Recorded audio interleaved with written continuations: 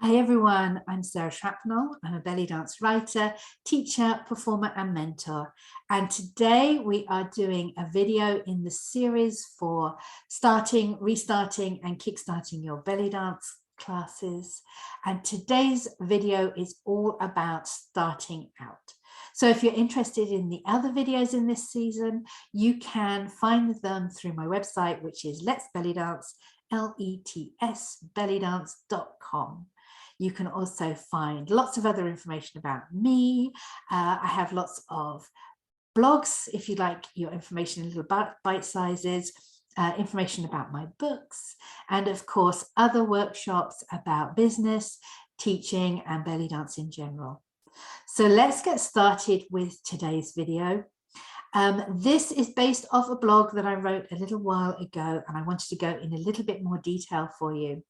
So if you are starting out in your belly dance classes, this is almost a checklist to help you work out if belly dance teaching is for you. It isn't for everyone. It's a very different set of skills to dancing belly dance. Sometimes the best teachers aren't the best belly dancers. Sometimes the best belly dancers aren't the best teachers. So it's a different set of skills. And today we're going to run through the checklist to give you an idea about a few things that I think are useful building blocks to have in place. So let me share my screen and I'll take you to the blog. Let's see, here we go. Here's the blog. On my website, Let's Belly Dance, and there's lots of other blogs there that you might be interested in having a look at. But today we are looking at, are you ready to teach belly dance? So let's go through our checklist. First things first, how are your basic dance skills? What do I mean by this? I mean, how is your hip rotation? How are your hip drops? What does your shimmy look like? What's your chest rotation? All these things that you are going to be teaching on to others, it's important to make sure that they're really good on your body and that people who are learning from you are going to be learning really good, strong skills. How do we do this? I'm going to suggest that you go back to a teacher that you love working with, perhaps your old teacher, perhaps somebody new that you respect, and ask them to go through your basic moves with you. That might mean attending a 10-week belly dance course. It might mean taking a private lesson with someone. Make sure they know why you're doing this. Why? Because I'm going to correct to ability and also correct to needs. So if I walk up to a beginner in my beginner's class and they're doing a hip drop, I am going to check them for posture and I'm going to check that they're hitting the beat. I'm not going to be too worried about their technique on their hip drop. I'm not going to be worried too much about what their arms are doing. I'm going to let them not smile, even though smiling really annoys me. I really want everyone to smile, but I'm not going to go up to them and give them a list of 10 things they need to correct. It's overwhelming and it's not helpful in the short term or long term. However, if you are there to have your technique minutely corrected, I will walk up to that advanced dancer and I will say, okay, your arm is raised, but your shoulder is a little higher than I would like it. What are you doing with your chin? It should be going somewhere interesting. You're not smiling from your eyes as well as from your mouth. All those minute things that will help you as a teacher so that when you stand in front of your first class full of students and you teach them a hip drop, what's reflected back at you are really good hip drops and not one of your faults coming back at you. We notice this sometimes when you see troupe dancing or something. You might say, oh, it's really interesting. Everyone in that troupe has, I don't know, a really twirly hand, let's say. I know because that's one of my faults. When I'm dancing, my wrists tend to go a little faster than they should sometimes. And you'll see, oh, isn't it interesting? All 12 people in that troupe, they all have really energetic and expressive wrists. And that's because they've picked it up from their teacher right from early days, and it's become a habit, and it's become a a way of working out which troupe they come from. And sometimes you can see like whole lineage in dance styles where you're like, well, I know who your teacher is and I know who her teacher was and all that kind of thing. So we're just tidying up our own basic skills so that when we're dancing in front of our students, we know they're good and strong and we don't get any of our bad habits reflected back at us. Okay, so then we'll move on to all the learning styles. Again, I go into much more detail on this in the book Teaching Belly Dance. That's, you know, going to look at all the teaching learning styles and break them down. I even give you a script to follow where I teach one move and run through everything I would say and do and which learning style it's aimed at so that you have a good idea of how you're going to teach and make sure all learning styles get to learn. Why is this important? Sometimes what happens is we learn from a particular learning style and then that's the way we then teach. After all, we learnt it from our teacher that way. Why would it not work for teaching other people? But everybody has a different learning style. And in fact, learning styles can change between a person from week to week and from topic to topic. So you might have someone in your class who learns choreography very visually and learns technique very physically, let's say. So never assume that you know how somebody's going to learn from you, and never assume that you've covered everything until you've covered everything, if that makes sense. So let's look quickly at the learning styles and how we teach to those learning styles. So the first learning style is visual learner. They watch you and can copy what they saw. That's the important thing, what they saw. So these people do really well in a following the bouncing butt class. They've usually love like fitness classes like Zumba where everyone follows along. What they do miss out on, I've noticed, is they miss out on some of the nuance sometimes. So for example, if you're following your teacher from behind and they add a little tummy tuck at one point, you didn't see it, therefore you don't know it's there, so you don't do it. So that's the issue with the visual learners. You need to make sure that they're seeing from 360 everything that's going on. Audio learners learn through their ears. What a surprise. They sometimes really like that 8 count. Issue with 8 count can be that in each count we might be doing more than one thing. So for example, on the 1, I might drop my hip, raise my arm and lift my chin. So when we count to 8, you know, that 1 is code for all those things. But they need to have heard that those things are happening too. And again, going back to the visual learner, they might just do the first part and not see the other things because they're focusing on one part of your body. So audio dancers may need us to continue to count to 8, or they might prefer to be able to listen to the music. So those two things are very opposite really, because if we're talking and counting 8, they might not be able to hear the nuances in the music that you can hear. They might need a longer explanation, take more time explaining exactly what's happening, and they might appreciate storytelling. So having some background story, why, history, culture, that kind of thing. Then we move on to our verbal learners. Verbal learners need to speak what they are learning. So when you're counting to 8, they might need to count to 8 too. They might reflect back at you what you say. So for example, we say, you know, hip drop, arms going to raise, chin's going to lift. They might go drop, raise, and mutter or say it out loud. They might have a lot of questions for you. So they might be saying, so is that arm going up at the same time as the hip drop's happening? They might almost know the answer, but they're reinforcing it by saying it out loud. We need to be slightly mindful of verbal learners. They might be the people who continue to count to 8 after we've sort of stopped the learning phase. So before you get a verbal learner on stage, you want to sort of say to them, okay, no counting out loud. It's going to be harder for them than everybody else. You might want to transfer them to singing the lyrics. That's a very useful way of them still being connected to the music and being able to verbalize what they're learning and what they need to learn. You can always spot a verbal teacher.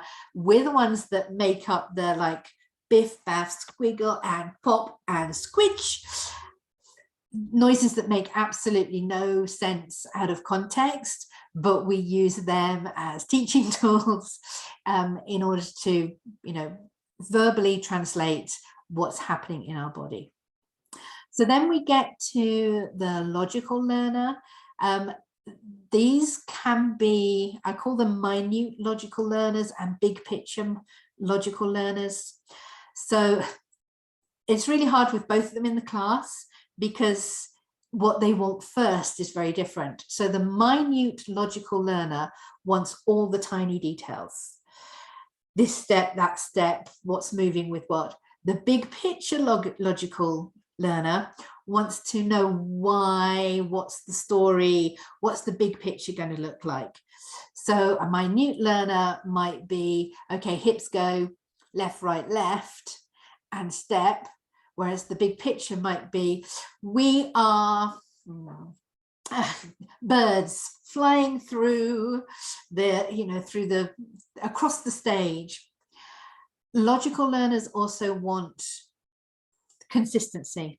So they would like rules and they would like you to stick to the rules. So you might say, okay, we're going to travel from the back of the stage to the front of the stage in this opening section. And they will say, is it 6 steps or 8 steps? I'm kind of like, whatever. And that really annoys them. And I know it really annoys them. They might say, am I going on my right foot or my left foot first? Like, well, where's your weight shift? Where would you like to go? No, they would like to know that we're going right, left, right, left, right, left, stop. So being consistent, having some rules, sticking with the rules. If that doesn't go with your style, you can always ask them to make up the rules. So, what am I doing? Okay, now let's write that down. Don't be inconsistent. Don't say one week that the arms will be here and then the next week say, okay, now our arms are here.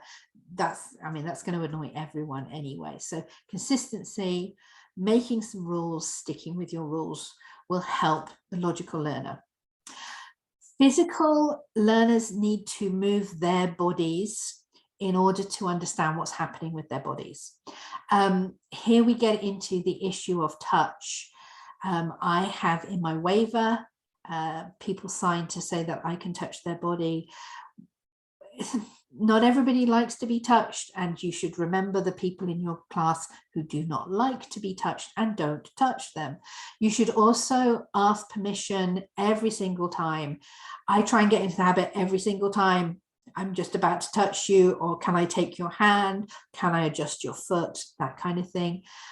Much more important, sort of between shoulders and knees kind of area. Don't touch people without their written permission and then verbal confirmation. Having said that, they learn better from being touched and touching you. So for example, something like a figure 8, it might be helpful to put their hands onto your hips and to move your hips and have them feel that movement happening.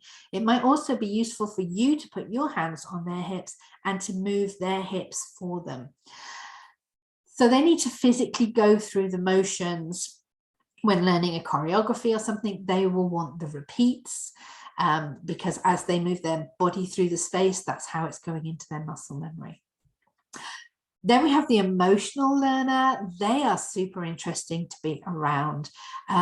They learn, again, with stories and with a connection to the music.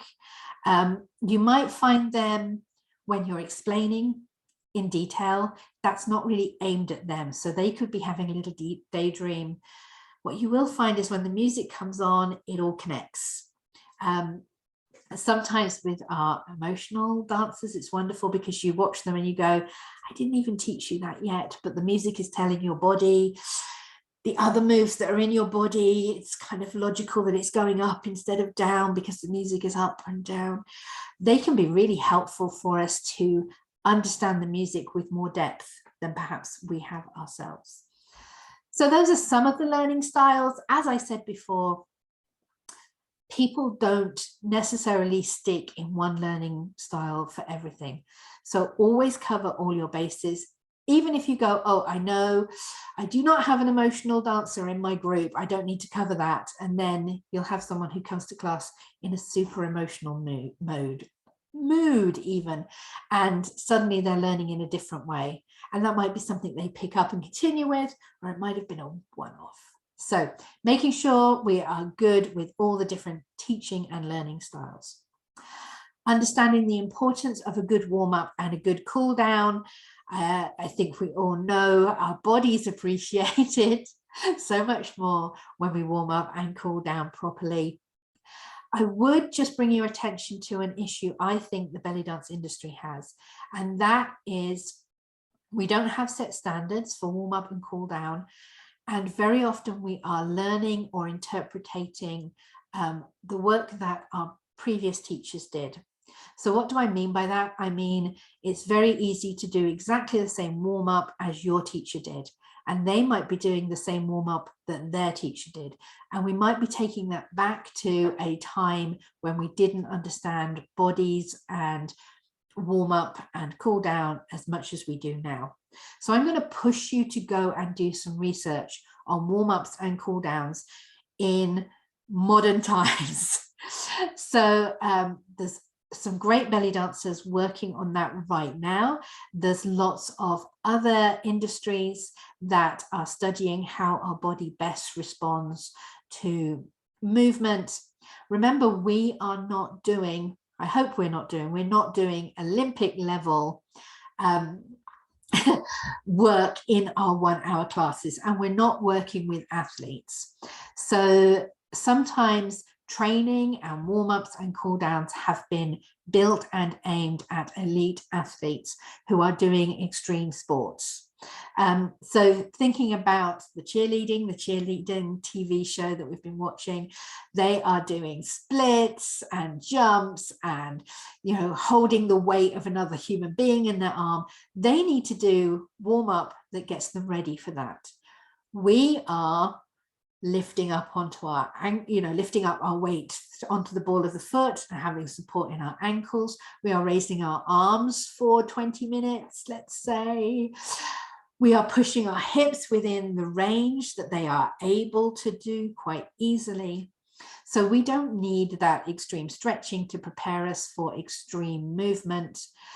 We need lubrication of the joints. We need to get the heart rate up a little. We need to be mindful of people in our classes in a wide age range, in a wide fitness level, and we need to be able to allow them to perform to the best of their abilities through the time we have them, whether that's an hour or an hour and 30 minutes.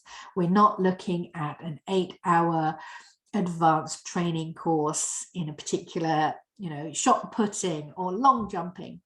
So when we're looking at best practice for warm up and cool down, look at equivalent activities, other dancing, other people who are working with the general public rather than athletes.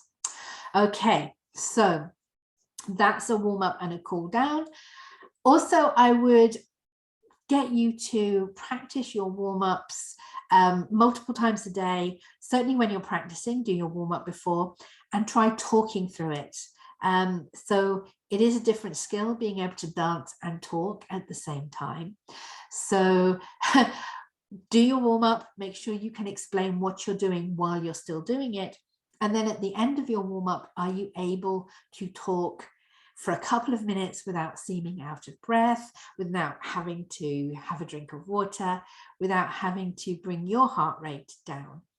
So make sure you're really good at your warm-up. You can do it while talking. You know, you might end up talking about an activity you did last week while running through the warm-up. You might have to redo your introduction if you have a student come in late.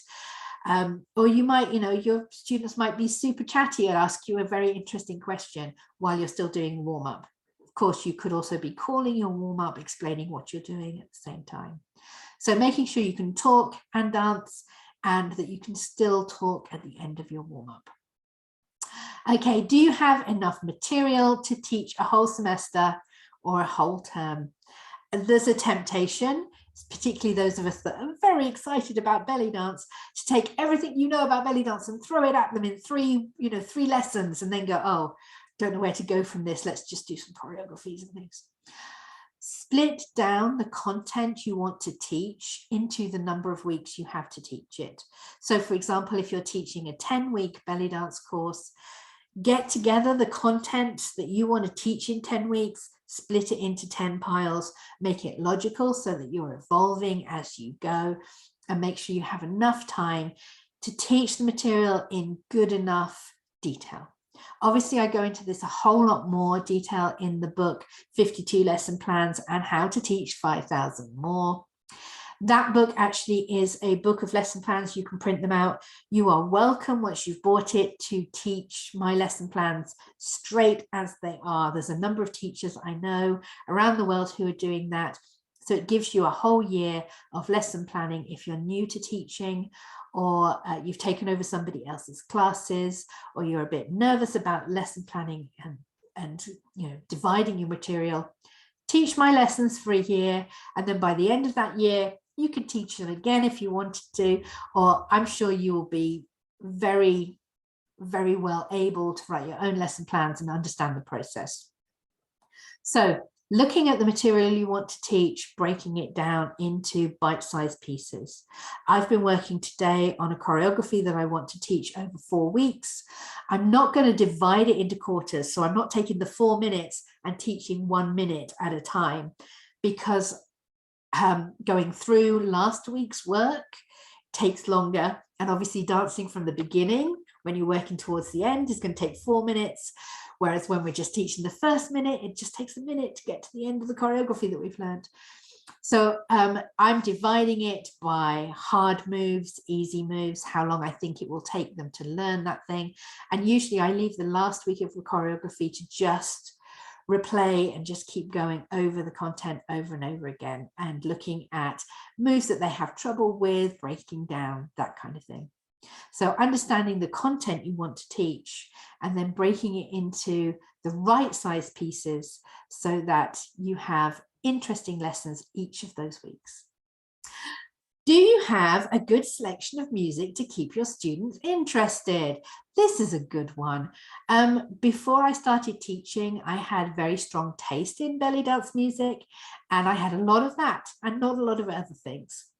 If you're a performer, you might find that you have a lot of, let's say, 6-minute tunes that really evolve, that, you know, include an entrance, an attack seam, and a little drum bit, and those are really difficult to teach hip drops to.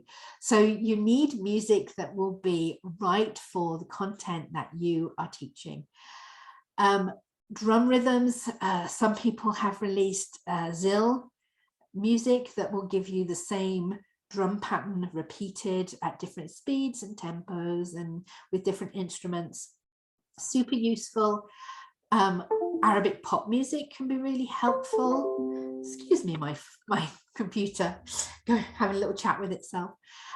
Yes, music that pop music that has a very clear chorus, verse pattern going on, something that has a tempo that's continuous. Of course, you're going to want music with different tempos so that you can dance at different speeds. Music that highlights different instruments, music from different parts of the world, music for different styles of belly dance.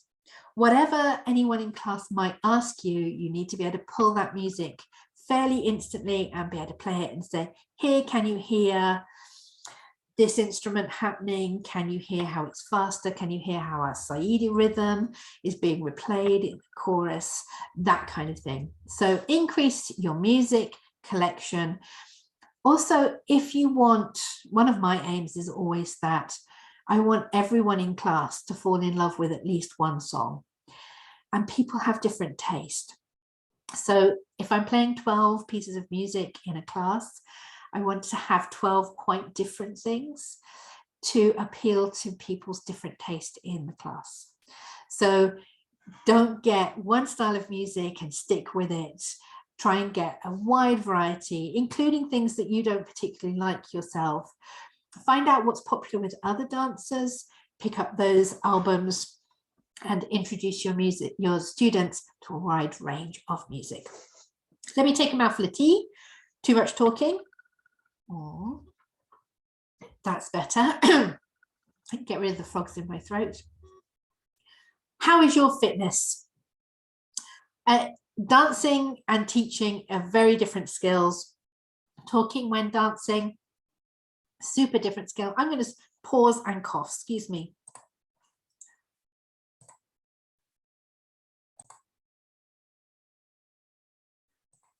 Hello, I'm back. Sorry, I needed to take a pause. Usually what I do when I'm doing lots of talking is a little spoonful of honey before I start, and I forgot to do that today. Where were we? We were talking about fitness and how talking and dancing, new skill for a lot of people. Can you dance through your warm-up? Can you do a 6-minute shimmy and talk about what pattern your arms are doing at the same time? I try to do a lot of walking. I think that helps with my fitness. I know some dancers like to do some swimming. Don't have all your fitness tied up into your dancing. Expand out and try and improve your fitness through other techniques as well. Then we move on to insurance. Do you have insurance? I think it's super important that anything we do that is public facing, we are insured and covered. I use K&K Insurance Company, and I recommend them. I've been using them for about 12 years now. I like them because I don't have to make a phone call. I can go and fill it in online. I fill in a form, they give me a quote, and I pay online as well. I do a 2-year coverage because it stops me having to worry about it every year, and they send me an email and a letter to remind me when it's time to renew. Super easy. Make sure that your insurance covers you in everything that you do. So what do? You're teaching, you're interacting with the public, perhaps you take your troupe to perform at events, perhaps you perform at events, perhaps you perform in theatres, perhaps you're part of another group. Think about what you do and how much of it you need to be insured for. Have you picked the right venue? Again, we'll go into that more a little bit later in these later parts of this same course. Is your venue welcoming? Does it feel super friendly? I think it's very important when somebody walks into the room, do they understand the room? So for example, if you walk into the door and you're faced by 20 belly dancers who've already started, that's quite intimidating. You know, where do I stand? Where do I go? What do I do next? Is there a logical place to put jackets and water bottles? Is it signed? Do you have, you know, is it a dance studio that has I don't know, nails or hairdresser above the door?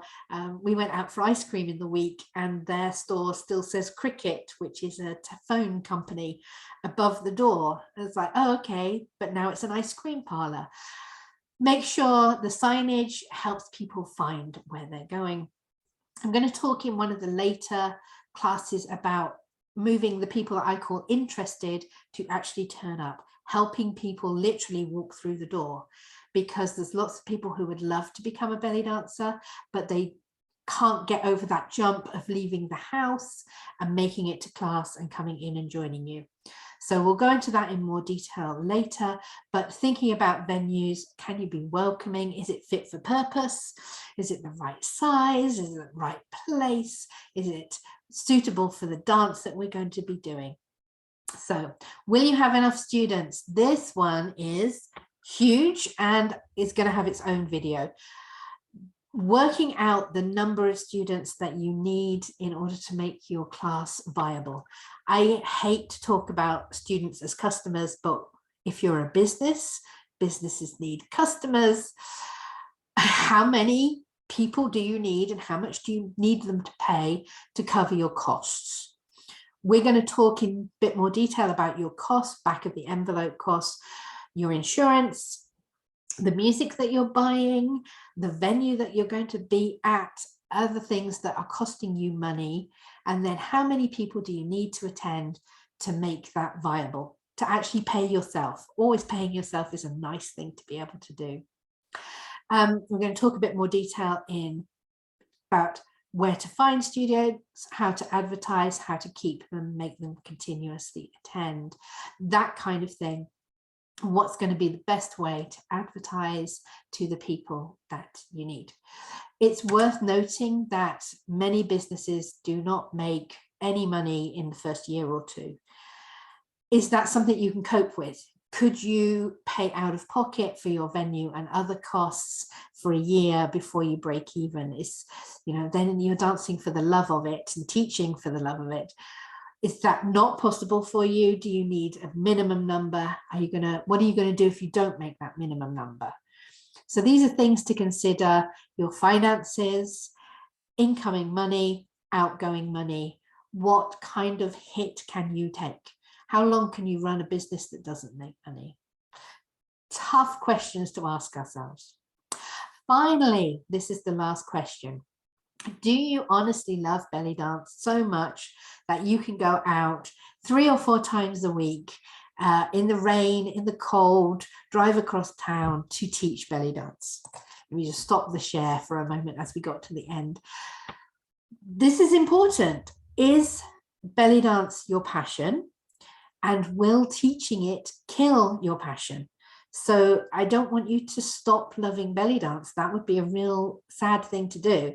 Are you going to come home from class and go, oh, she looked so amazing and this person was dancing like that and he didn't have it last week and this week he has it and it looks so fabulous on him? Or are you going to come back from work and go, that was a long drive, I'm miserable, I made $10, why am I doing this? It's no fun. Weigh it up. How much do you love belly dance, and is teaching it going to increase your love of belly dance, or is it going to decrease your love of belly dance? It's a tough thing to consider. I have been doing this since the year 2000. Where are we now? 22. So I've been doing it 22 years. At some points I was teaching 12 classes a week. I was constantly in my car, driving from one venue to another, coming up with lesson plans for that whole week, spending Sunday doing my lesson plans for 12 lessons. It's a job. It becomes a job. And I think it's the best job in the world. And I hope you think that too. But there's nothing wrong in getting to the end of this video or the end of the process of having looked at, these things that I've told you about. Is your fitness not good enough? Do you not want to spend the money on insurance? Are the venues available to you not going to be nice to go to? Are you not going to be able to find enough students? It's okay at the end of this to say, I'm a very happy belly dancer doing what I'm doing, and I want to continue doing that. So I hope I've given you some food for thought. I hope you'll join me for the rest of the videos in this series. Maybe you'll go to my YouTube channel and subscribe and check out the other videos that I've done in this series and in other series. Lots of them are free. The longer workshops that are heading towards 2 hours, those are paid content. You'll find them through my website, which is Let's Belly Dance, LETS bellydance.com. Check out my blogs, check out my books. If you have any questions about today or any of the other workshops that I've done, any of my rest of my content, you can message me. My email address is letsbellydance@hotmail.com. You can also find me on Facebook, Instagram, LinkedIn, Instagram, I said, Facebook, I can't remember. Anyway, any of the social medias you find me, I'm either Sarah Shrapnel or Let's Belly Dance. Always happy to chat, always to help you with anything that you need. And if you have an idea for another workshop you'd like me to video, just send me a message and we'll get that done too. So I hope this was helpful for you. And I hope that if teaching belly dance is for you, you have a long, wonderful career and classes filled with amazing people. I know that's what's happened to me, and it's made me very happy for a very long time. So I wish the same to you. I will speak to you soon. Message me, check out my other stuff. And yeah, I'm going to go now. Bye.